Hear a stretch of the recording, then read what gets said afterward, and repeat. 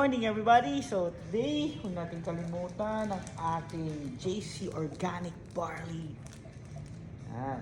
So every morning, huwag nyo kakalimutan. Before you work out, before you go to school, before you go to anywhere, no? Before you start your day, huwag nyo kalimutan ng iyong JC Organic Barley. Yan. Ako kasi every morning talagang barley muna. Kasi sinubukan kong wala. Sige, wala mo ng barley sa umaga. Nangihina ako.